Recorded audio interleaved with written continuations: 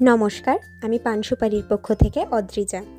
আজকে আমি আপনাদের কাছে পান সুপারির একটা সুন্দর কুলোর গল্প নিয়ে এসেছি।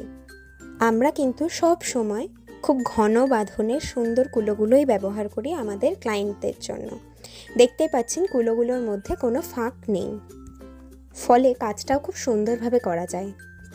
প্রথমেই আমরা কুলোটাকে ভালো করে আমাদের বড় সাইজের একটা ব্রাশ দিয়ে ঝেড়ে নেব, কারণ কুলোতে যদি ধুলো থাকে তাহলে রং কিন্তু ভালোভাবে হবে না। এরপর একটা নরম কাপড় দিয়ে, আপনারা যে কোনো কাপড় ইউজ করতে পারেন, সেই কাপড় দিয়ে ভালো করে কুলোটাকে মুছে নিতে হবে, যাতে ঝাড়ার পরেও যে ধুলোগুলো লেগে আছে সেগুলো যেন কোনোভাবেই লেগে না থাকে। আর শুধুমাত্র কুলোর সামনেটাকে ঝাড়লেই হবে না, কুলোর পিছন দিকটাকেও একইভাবে আমাদেরকে ঝাড়তে হবে বা মুছতে হবে, কারণ জিনিস যখন আমরা ক্লায়েন্টকে দেব সেটা যেন খুব যত্নের সাথে তাদের কাছে যায়, এটাই আমাদের দেখা কর্তব্য। এরপর আমরা যে ছবিটা কুলোর ওপর করব সেটা আমরা পেন্সিলের মাধ্যমে খুব সুন্দরভাবে হালকা করে এঁকে নিয়েছি। খুব ডিপ করে আঁকার কোনো প্রয়োজন নেই, বা পেনের ইউজও এখানে কোনো প্রয়োজন নেই, এতে কালার করার সময় ছেপে যেতে পারে। এরপর একটা পেন্সিল দিয়ে আমরা র স্ট্রাকচার বানিয়ে নিয়েছি আমরা যে ছবিটা আঁকবো সেটার।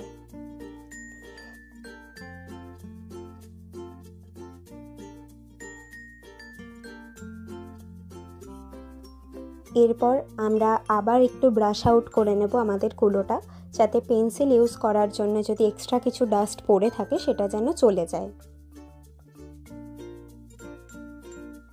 আবার আমরা একটা বড় সাইজের ব্রাশ দিয়ে কিছুটা জল কুলোর ওপর ভালো করে লাগিয়ে নেব, কারণ আমাদের এর পরের স্টেপই হচ্ছে কুলোটিকে প্রাইমার করা সাদা রং দিয়ে।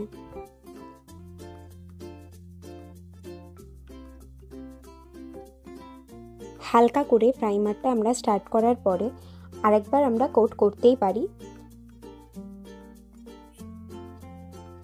একবার প্রাইমার করার পরে আপনারা চাইলে কুলোতে যদি কোনো কালচে দাগ থাকে সেটা মেটানোর জন্য ডাবল কোট প্রাইমারও করতে পারেন।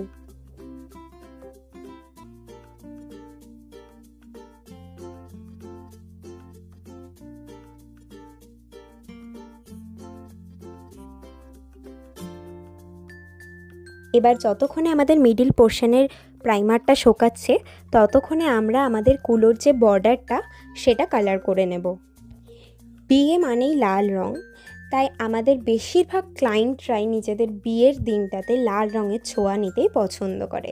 তাই আপনারা দেখতেই পাচ্ছেন আমরা আমাদের কুলোটাতে লাল রঙই বেশিটা করছি।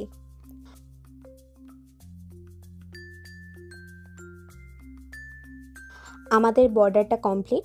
এবার আমরা আমাদের যে স্ট্রাকচারগুলো এঁকেছিলাম সেগুলোকে হালকা ব্রাউন কালার দিয়ে ফিগার আউট করে নেব। অনেকেরই প্রশ্ন থাকে যে আমরা কি ধরনের কাস্টমাইজড করি। আসলে সত্যি বলতে আমরা একটা ডিজাইন আগে তৈরি করে থাকলেও সেটার মধ্যেও আইডেন্টিফিকেশন ওয়াইজ ব্রাইড অ্যান্ড গ্রুমের মধ্যে কাস্টমাইজেশন আনি, যেটার কারণে আমাদের ক্লায়েন্টরা আমাদেরকে ভীষণভাবে পছন্দ করেন এবং আমাদেরকে বারবার বিশ্বাস করেন। ব্রাউন কালার দিয়ে ফেসটা মার্ক করার পরে আমরা স্কিন টোনের যে কালারটা সেটা এবার ফেসের মধ্যে দেব। কোনোভাবেই এই সময় কিন্তু ব্ল্যাক কালারের কোনো ইউজ বা পেনের ইউজ আপনারা করবেন না। তাতে সবসময় একটা প্রবলেম হয় যে আপনি যখন স্কিন কালারটা দেবেন তখন সেটাতে ওই কালারগুলো স্প্রেড করে যাবে বা ছেপে যাবে। আমাদের স্কিনের যে কালারটা সেটা দেওয়া কমপ্লিট। এবার আমরা আমাদের বর্ডারটা চেক করব শুকিয়ে গেছে কিনা, অ্যান্ড শুকিয়ে যাওয়ার পরে আমরা তার উপরে কলকা করা স্টার্ট করব। ক্লায়েন্টরা আমাদেরকে ভীষণভাবে পছন্দ করেন এবং আমাদেরকে বারবার বিশ্বাস করেন, শুধু নিজের বিয়েতেই নয়, নিজের পরবর্তীকালে বোন বা দিদির বিয়ের জন্যও আমাদেরকে অনায়াসে বুক করার বিশ্বাসটা পান। সো আমাদের কাজটা কমপ্লিট অলমোস্ট। এবার আমরা আমাদের ব্রাইডের এবং গ্রুমের টোপর মুকুটে কিছু আরও সুন্দর ডিটেলস অ্যাড করব। যেমন আমরা এখানে স্টোন অ্যান্ড পুঁথির ইউজ করব।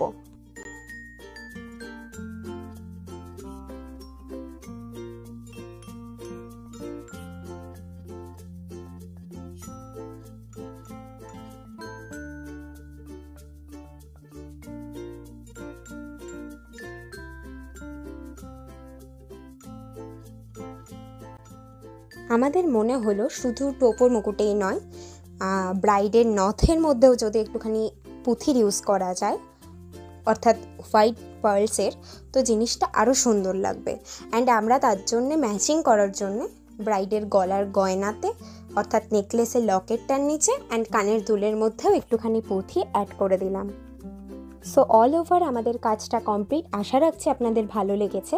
কেমন লেগেছে অবশ্যই কমেন্টে আমাদের জানাবেন, এবং নিজের স্পেশাল ডেটে আমাদেরকে বিশ্বাস করে বুক করার জন্যে অবশ্যই যোগাযোগ করবেন। সব রকমের কাস্টমাইজেশন প্রোডাক্টের ওপর আমরা করে থাকি। ধন্যবাদ, পাশে থাকবেন।